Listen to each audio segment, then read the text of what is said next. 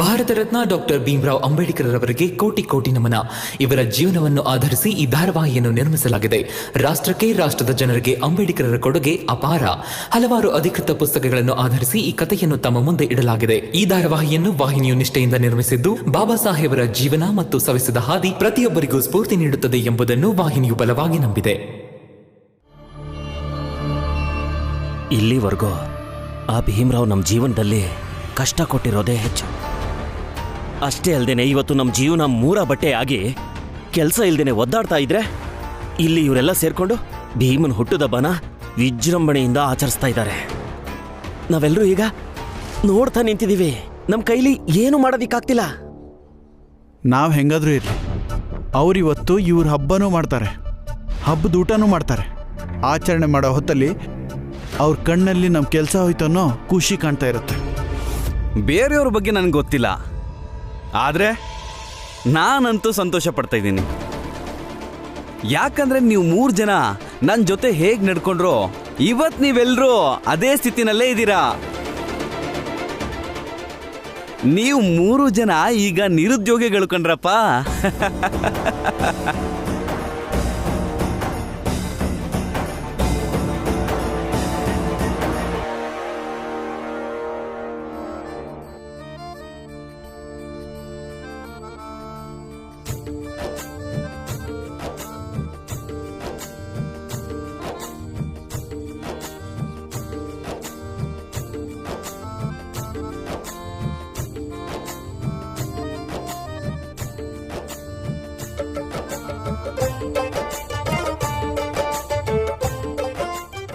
ಬನ್ನಿ ಭೀಮನ್ ಕರ್ಕೊಂಡು ಬರೋಣ.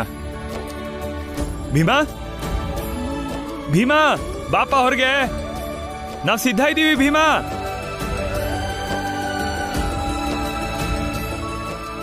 ಜನಾರ್ದನಣ್ಣ, ನಂಜುಂಡಣ್ಣ, ನೀವು ಬನ್ನಿ.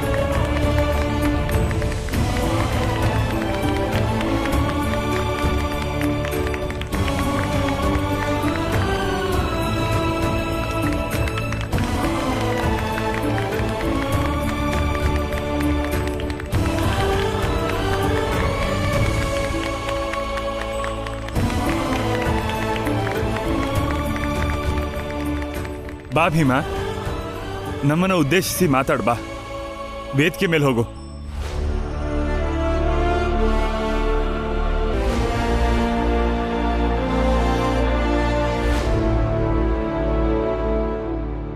ನೋಡ್ತಾ ಇರೋ ಈಗ ನಾಯಕ ಅನ್ನೋ ಹಮ್ಮಲ್ಲಿ ಹೇಗೆ ವೇದಿಕೆ ಮೇಲೆ ಹೋಗಿ ಭಾಷಣ ಮಾಡ್ತಾನೆ ಅಂತ. ಅಂತೂ ತನ್ನ ಜೀವನದಲ್ಲಿ ಸ್ವಾರ್ಥ ಸಾಧಿಸ್ಕೊಂಡ್ಬಿಟ್ಟ ಭೀಮ.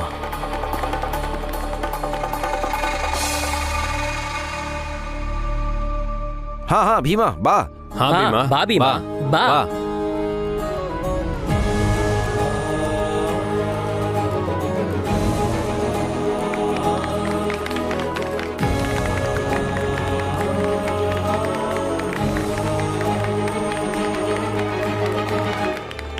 ನಾವೇನೇ ಹೇಳಿದ್ರು ಈ ಜನ ಕೇಳೋ ಸ್ಥಿತಿಲಿಲ್ಲ. ಎಲ್ಲರನ್ನೂ ತನ್ನ ಮುಂದೆ ಬಾಗಿಸಿ ಅವ್ರ ಬೆನ್ನ ಮೇಲೆ ಕಾಲಿಟ್ಟು ಮುಂದೆ ಹೋಗ್ತಿದ್ದಾನೆ ನೋಡಿ.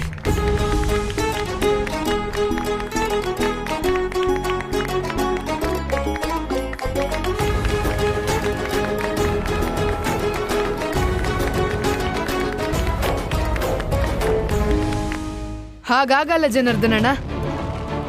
ನಾನ್ ಭೀಮಣ್ಣನ ಅರ್ಥ ಮಾಡ್ಕೊಂಡಂಗೆ ಭೀಮಣ್ಣ ವೇದಿಕೆ ಏರಲ್ಲ. ಹೌದಾ? ಅಕಸ್ಮಾತ್ ಇವತ್ತು ಭೀಮರಾವ್ ವೇದಿಕೆ ಏನಾದರೂ ಹತ್ತಿದ್ರೆ ಭೀಮರಾವ್ ಸರಿ ಅಂತ ಒಪ್ಕೋತೀಯೋ, ಅಥವಾ ಭೀಮರಾವ್ ಮಾತು ಕೇಳದೇ ಇರೋ ನಾವು ಸರಿ ಅಂತ ಒಪ್ಕೋತೀಯೋ? ಸರಿ ಮಂಚಯ್ಯಣ್ಣ, ಭೀಮಣ್ಣ ಏನಾದ್ರೂ ವೇದಿಕೆ ಏರಿದ್ರೆ ಈಗಿಂದೀಗ್ಲೇ ಭೀಮಣ್ಣನ ವಿರೋಧಿಯಾಗಿ ಬದಲಾಗ್ತೀನಿ. ನೋಡು ಏನಾಗುತ್ತೆ ಅಂತ.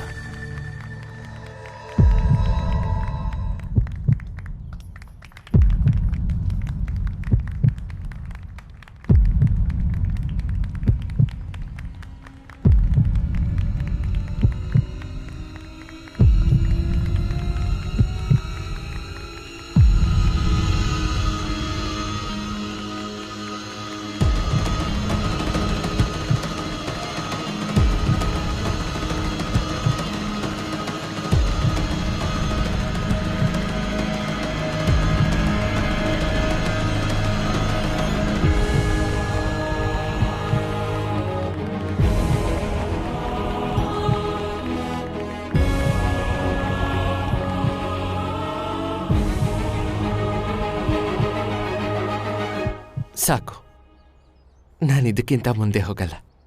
ನಾನು ಇಲ್ಲಿಂದಾನೇ ಮಾತಾಡ್ತೀನಿ. ನೋಡಿದ್ರಾ, ನಾನು ಹೇಳಿದೆ ಅಲ್ವಾ ಭೀಮಣ್ಣ ವೇದಿಕೆ ಏರಲ್ಲ ಅಂತ.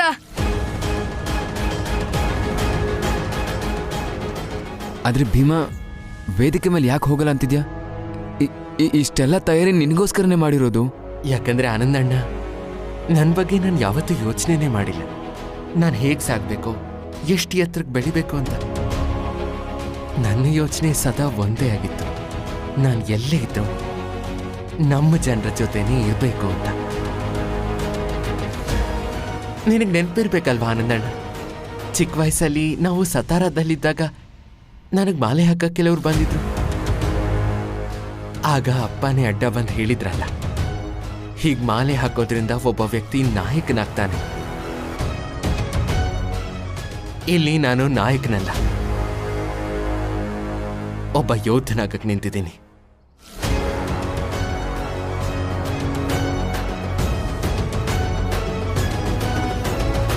ಯೋಧನಾದವನು ತನ್ನ ಜನರ ಜೊತೆ ತನ್ನ ಜನರ ಮಧ್ಯೆ ನಿಲ್ತಾನೆ.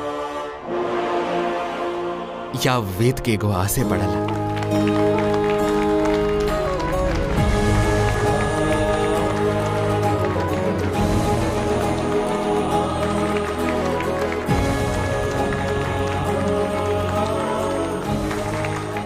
ಇವತ್ತು ಮಧು ಮತ್ತೆ ರಮಾ ಇಲ್ಲಿಗೆ ಬಂದು ನನ್ನ ಹತ್ರ ಒಂದು 2 ಮಾತು ಹೇಳಬೇಕು ಅಂತ ಬಲವಂತ ಮಾಡಿದ್ರು. ಆದ್ರೆ ನಾನು ಯಾವ ಭಾಷಣನೂ ಮಾಡಲ್ಲ.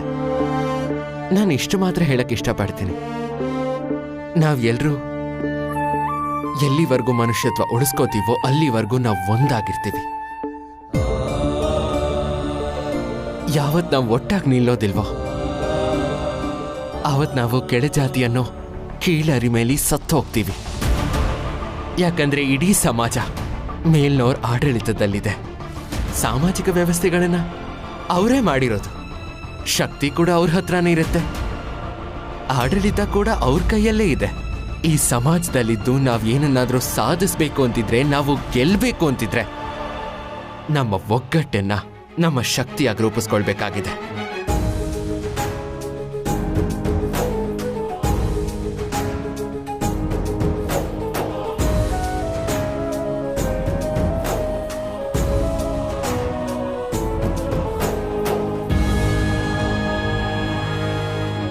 ಬೇರೆ ಮಾಡಕ್ ಪ್ರಯತ್ನಗಳು ನಡೀತಾನೆ ಇರುತ್ತೆ ಪ್ರತಿ ಹೆಜ್ಜೆಲೂ.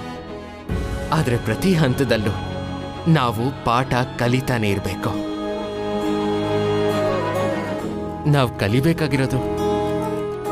ನಾವು ಕಲಿಬೇಕಾಗಿರೋದು ಕೇವಲ ಇಷ್ಟೇ.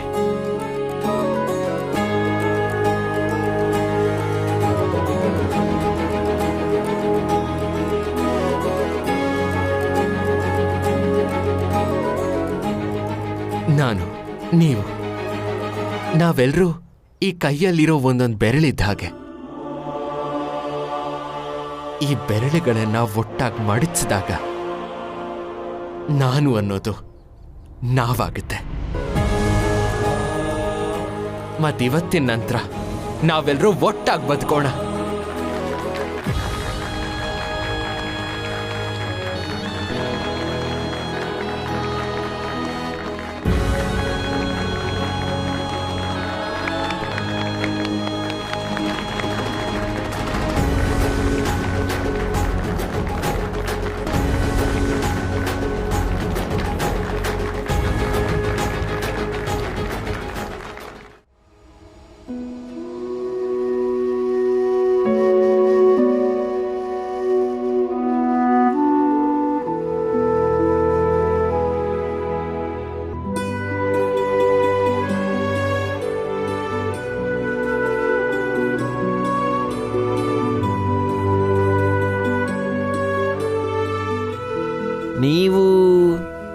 ನಿನ್ನೆ ದಿನ ಭೀಮರಾವ್ ಜೊತೆ ಇದ್ದವರಲ್ವಾ? ಹೌದು, ನಾನು ಭೀಮರಾವ್ನ ಗುರು. ಭೀಮ ನಿಮ್ಮ ಶಿಷ್ಯ. ನೀವು ಒಳ್ಳೆ ಶಿಕ್ಷಣ ಕೊಟ್ಟಿದ್ದೀರಾ. ನಾನು ನನ್ನ ಜೀವನದಲ್ಲಿ ನಿಮ್ಮಂಥ ಗುರು ಶಿಷ್ಯರನ್ನ, ನ್ಯಾಯಕ್ಕಾಗಿ ಹೋರಾಟ ಮಾಡಿದವ್ರನ್ನ ನೋಡಿರೋದು ಬಹಳ ವಿರಳ. ಮಿಗಿಲಾಗಿ ಅವನ ವಾದ ಪಕ್ವವಾಗಿದೆ. ತುಂಬ ಮುಂದೆ ಬರ್ತಾನೆ ಹುಡುಗ. ನಿಮಗೆ ಅಭಿನಂದನೆಗಳು. ಒಳ್ಳೆ ಶಿಷ್ಯನ್ ಪಡೆದಿದ್ದೀರಾ ನೀವು. ಭೀಮರಾವ್ನ ಗುರು ಅಂತ ಹೇಳ್ಕೊಳಕ್ಕೆ ಹೆಮ್ಮೆ ಪಡ್ತೀನಿ ನಾನು. ಭೀಮನ ವ್ಯಕ್ತಿತ್ವ ಇಷ್ಟು ವಿಸ್ತಾರವಾಗಿ ಬೆಳೆಯೋದಕ್ಕೆ ಮುಖ್ಯ ಕಾರಣ ಕೇವಲ ಭೀಮ ಮಾತ್ರನೇ. ಇಲ್ಲೇನು ಮಾಡ್ತಿದ್ದೀರಾ ನೀವು? ಇವತ್ತು ಭೀಮನ ಜನ್ಮದಿನ. ಮತ್ತೆ ನಿಮ್ಮ ಶಿಷ್ಯಂಗೆ ಶುಭಾಶಯ ಹೇಳಕ್ಕೆ ಹೋಗಲ್ವಾ? ನಾನು ನೆನ್ನೆನೇ ಶುಭಾಶಯ ಹೇಳಿದ್ದೀನಿ. ಅಲ್ಲದೆ ನಾನು ಆಶಿಸ್ತೀನಿ ಭೀಮ ತನ್ನ ಹುಟ್ಟುಹಬ್ಬನ ತನ್ನ ಪರಿವಾರ, ತನ್ನ ಜನದ ಜೊತೆ ಆಚರಿಸ್ಕೊಳ್ಳಿ ಅಂತ. ನಾನು ಅಲ್ಗೋಗೋದು ಸರಿ ಅನ್ನಿಸ್ಲಿಲ್ಲ. ಅದಕ್ಕೆ ನಾನು ಭೀಮನಿಂದ ಇಲ್ಲೇ ದೂರ ಕೂತ್ಕೊಂಡು ಅವನ ಬಗ್ಗೆ ಬರೀತಿದ್ದೆ. ಏನು ಬರೀತಿದ್ದೀರಿ? ಭೀಮ ಇನ್ನಷ್ಟು ಸಶಕ್ತನಾಗಿ ಮತ್ತು ಸದೃಢವಾಗಿ ಬೆಳೆಯೋದಕ್ಕೆ ನಾನು ಇನ್ನೂ ಏನೇನು ಹೇಳ್ಬೋದು ಅಂತ ಬರಿತಾ ಇದ್ದೀನಿ. ಆಗಲಿ. ನಮಸ್ಕಾರ.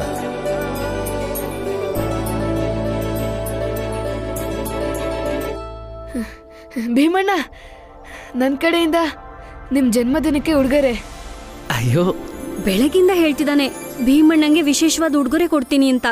ಭೀಮಾ, ಏನಿದೆ ನೋಡು ಅದರಲ್ಲಿ.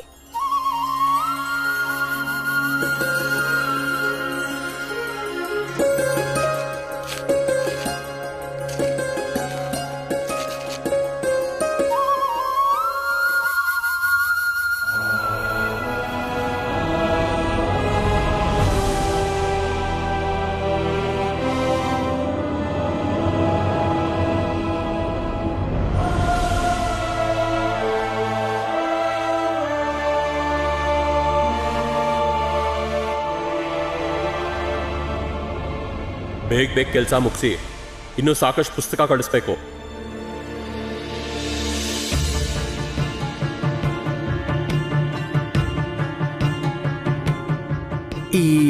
ಈ ಪುಸ್ತಕ ಎಷ್ಟು? ₹2 ಆಗುತ್ತೆ. ಏನಾಯ್ತು? ಜಾಸ್ತಿ ಆಯ್ತಾ?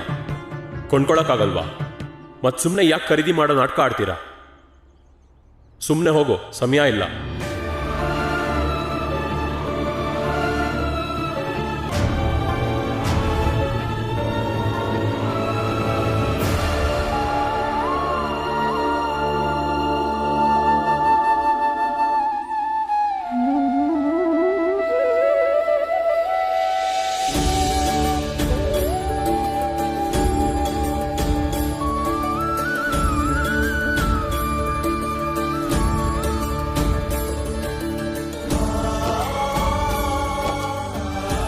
ಭೀಮಣ್ಣ, ಈ ಪುಸ್ತಕ ಎಷ್ಟು ಅಂತ ಕೇಳೋದನ್ನ ನಾನು ಅವತ್ತು ನಿಮ್ಮನ್ನ ನೋಡಿದ್ದೆ. ಮತ್ತೆ ದುಡ್ಡು ಕಡಿಮೆ ಇತ್ತು ಅಂತ ನೀವಿದನ್ನ ಖರೀದಿ ಮಾಡಿರ್ಲಿಲ್ಲ. ಅದಕ್ಕೆ ನಾನು ಅವತ್ತಿಂದ ದುಡ್ಡು ಕೂಡಿಕ್ಕಿ ನಿಮ್ಗೋಸ್ಕರ ಈ ಪುಸ್ತಕ ತಂದಿದ್ದೀನಿ. ಅಲ್ಲ ಮೂರ್ತಿ, ಇದ್ರ ಅವಶ್ಯಕತೆ ಏನಿತ್ತು? ಭೀಮಣ್ಣ, ನೀವು ನಮ್ಗೆ ಜೀವನದ ದಾರಿ ತೋರಿಸ್ಕೊಟ್ಟಿದ್ದೀರಾ. ನಿಮ್ಮ ಆಸೆನ ಪೂರ್ಣಗೊಳಿಸೋದಿಕ್ಕೆ ನಾವೇನಾದ್ರೂ ಕಾರಣ ಆದ್ರೆ ಅದೇ ನಮಗ್ ಸಮಾಧಾನ.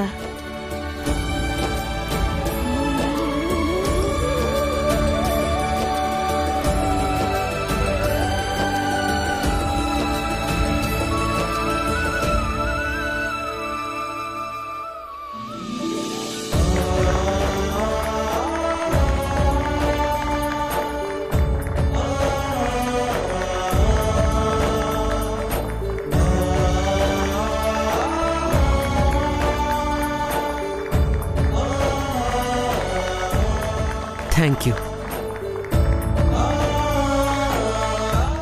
ಉಡುಗೊರೆ ಕೊಡೋದಕ್ಕೆ ಹೇಗೆ ನೀನು ಕೂಡಿದ ಹಣ ಎಲ್ಲ ಕೊಟ್ಬಿಟ್ಯೋ ಹಾಗೆ ಭೀಮನು ತನ್ನ ದೇಶಕ್ಕೆ ತನ್ನನ್ನೇ ಸಮರ್ಪಿಸ್ತಾನೆ. ಇವತ್ತು ಹೇಗೆ ನಮ್ಮ ತೊಂದರೆಗಳು ಭೀಮನಿಂದ ನಿವಾರಣೆ ಆಗಿದೆಯೋ, ಇನ್ಮುಂದೆ ಎಲ್ಲ ಹೋರಾಟಗಳಲ್ಲೂ ಸಹ ಭೀಮ ಸರಿಯಾದ ದಾರಿ ತೋರಿಸ್ತಾನೆ. ನಮ್ಮನ್ನ ಖಂಡಿತ ಗೆಲ್ಲಿಸ್ತಾನೆ.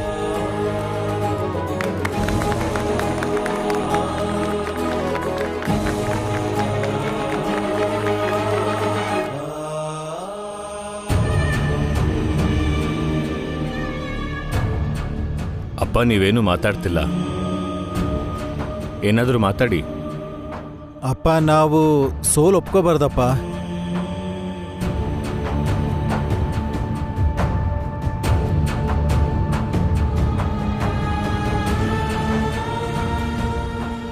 ಏನಂದೆ ನೀನು?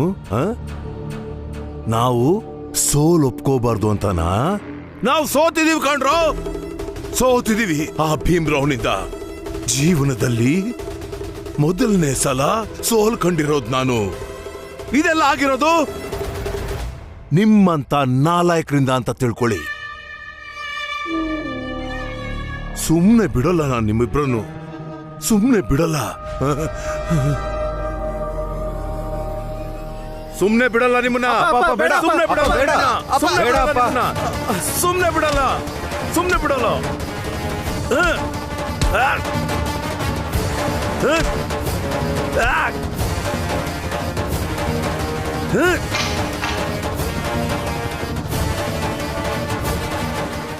ಎದ್ರೋ, ಎದ್ದೇಳ್ರೋ ಮೇಲೆ, ಇಲ್ಲ ಅಂದ್ರೆ ಇನ್ನು ಹೊಡಿತೀನಿ. ಎದ್ದೇಳ್ರೋ. ನನ್ನ ಮಾತನ್ನ ಕಿವಿಗೊಟ್ಟು ಕೇಳಿ. ನಾವೆಲ್ಲರೂ ನಮ್ಮ ಶಕ್ತಿನ ಮೀರಿ ಹೋರಾಟ ಮಾಡ್ಬೇಕು. ಏನು ಮಾಡೋಕಾಗದೇ ಇರೋರು ಕೀಳ್ವರ್ಗದ ಜನ ಅವರು. ಅವ್ರ ಜೀವನ ತೃಣ ಮಾತ್ರ ಅಂತ ನೀವು ತಿಳ್ಕೊಬೇಕಂಡ್ರೋ. ಒಂದು ಕಡ್ಡಿಗಿರಿದ್ರೆ ಗಾಳಿಗೆ ಅವ್ರು ಸುಟ್ಟು ಹೋಗ್ತಾರ ಕಂಡ್ರೋ. ಗಾಳಿ ಬರ್ಲಿಲ್ಲ ಅಂದ್ರೆ ದೂರ ನಿಂತ್ಕೊಂಡು ಊದಿದ್ರೆ ಸಾಕಂಡ್ರೋ,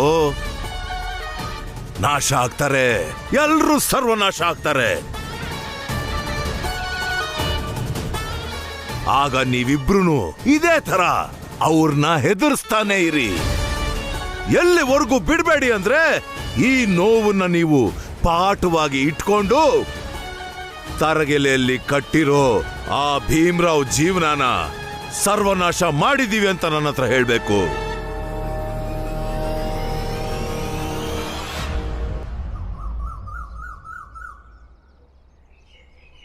ಎಲ್ಲ ಸುಳ್ಳು. ತನ್ನ ಜಾತಿ ಬಗ್ಗೆ ಈ ಭೀಮ ಯೋಚನೆ ಮಾಡೋದೆಲ್ಲ ಬರೀ ಸುಳ್ಳೆ.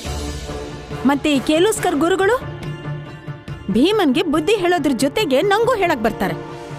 ಕೆಲಸ ಹೋಗಿದ್ ನೋವು ಅವ್ರಿಗೆಲ್ಲ ಅರ್ಥ ಆಗುತ್ತೆ. ನಂದೇ ತಪ್ಪು ಅಂತಾರೆ.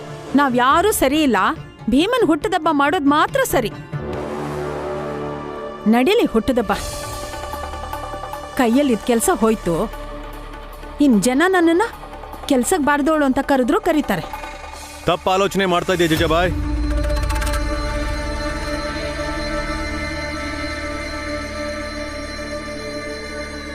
ತಪ್ಪ ಆಲೋಚನೆ ನಿಂದು. ಗುರುಗಳು ಒಳ್ಳೆ ಮಾತೆ ಹೇಳಿದ್ರು ನಿಂಗೆ. ಗುರುಗಳು ಬೇರೆಯವ್ರಿಗೆ ಹೇಳ್ದಂಗೆ, ಒಳ್ಳೆ ದಾರಿ ತೋರಿಸ್ದಂಗೆ, ಸಲಹೆ ಕೊಟ್ಟಂಗೆ ನಿನಗೆ ಬುದ್ಧಿ ಹೇಳಿದ್ದಾರೆ. ಇನ್ನೊಂದು ವಿಷಯ ಜಿಜಾಬಾಯ್, ನಿನ್ನ ಯಾರು ಕೆಲ್ಸಕ್ಕೆ ಬಾರದೇ ಇರೋಳು ಅಂತ ಕರೆಯಲ್ಲ. ನೋಡು ಜಿಜಾಬಾಯ್, ಭೀಮನ್ಗೆ ನಿನ್ ಕಂಡ್ರೆ ಇಷ್ಟ ಇಲ್ಲ ಅಂತ ಏನಿಲ್ಲ. ಬದಲಾಗಿ ಭೀಮನ್ಗೆ ನಾನು ಎರಡನೇ ಮದುವೆ ಆಗೋದು ಇಷ್ಟ ಇರಲಿಲ್ಲ. ಆದ್ರಿಂದ ನಿನ್ನ ಜಾಗದಲ್ಲಿ ಬೇರೆ ಯಾರೇ ಇದ್ದಿದ್ರು ಅವ್ರ ಹತ್ರನೂ ಭೀಮ ಹೀಗೆ ನಡ್ಕೊಳ್ತಾ ಇದ್ದ ಅಷ್ಟೇ, ಬೇರೆ ಏನಿಲ್ಲ. ನೀವ್ಯಾಕೆ ನಂಗೆ ಇದನ್ನೆಲ್ಲ ಹೇಳ್ತಿದ್ದೀರಾ ಈಗ? ಹೇಳ್ತೀನಿ.